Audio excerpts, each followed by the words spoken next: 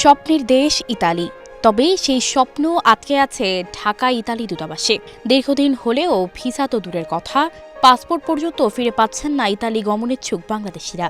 এতে ক্ষোভ প্রকাশ করেছেন ভিসা প্রত্যাশীরা। ভুক্তভোগীদের অভিযোগ, ইতালি থেকে স্পন্সর ভিসা নিয়ে ভিএফএস গ্লোবালের মাধ্যমে তারা দূতাবাসে পাসপোর্ট জমা দেন, কিন্তু 1.5 থেকে 2 বছর পার হলেও পাসপোর্ট কিংবা ভিসা কোনোটাই পাননি তারা। আমি 1 বছর যাবৎ বাড়িতে আছি, আমার সংসার বউ বাচ্চা নিয়ে খুবই একটা বিপদে আছি। পাসপোর্ট এখানে জমা দিছি ভিসার জন্য। ওনারা যদি আমাদের কাগজে কোনো প্রবলেম থাকে ওরা ভিসা দিবে না, আমাদের পাসপোর্ট দিয়ে দেখ। সর্বোচ্চ 3 মাস পর্যন্ত পাসপোর্ট রাখিয়া তারপরে ফেরত দিয়ে দেব, হয় ভিসা দেব নাইলে রিজেক্ট করুক। বিষয়টি নিয়ে বিভিন্ন গণমাধ্যমে সংবাদ প্রকাশ হওয়ার পর কারণ ব্যাখ্যা দিল বাংলাদেশে অবস্থিত ইতালি দূতাবাস। মঙ্গলবার দূতাবাস থেকে বিস্তারিত ব্যাখ্যা দেয়া হয়।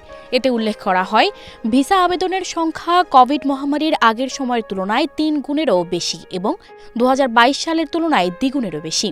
গড়ে 4টির মধ্যে একটি আবেদনের সাথে জাল নথি কিংবা অনিয়মিত নুল্লাওস্তা রয়েছে।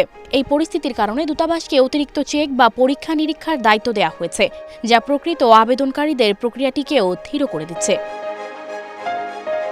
দূতাবাস আরও জানায়, ভিসা আবেদনকারীদের একটি সাবলীল সেবা দেওয়ার জন্য পদক্ষেপ নিচ্ছে তারা। দূতাবাসের ভিসা বিভাগটি সম্প্রতি একটি নতুন ও বড় জায়গা নিয়েছে। ঢাকা ইতালির জন্য ভিএফএস ভিসা আবেদন কেন্দ্রটি বৃহত্তর এবং আরও দক্ষ প্রাঙ্গণে স্থানান্তরিত হবে। 2023 সালে দূতাবাস দ্বারা প্রক্রিয়াকৃত ভিসা আবেদন 20% বেড়েছে। কোনো ধরনের অযৌক্তিক বিলম্বের জন্য দুঃখ প্রকাশ করে ইতালি দূতাবাস। যেসব ভিসা আবেদনকারীদের তাদের পাসপোর্ট ফেরত প্রয়োজন, তারা আবেদনের মাধ্যমে প্রত্যাহার করতে পারবে বলেও জানিয়েছে ইতালি দূতাবাস।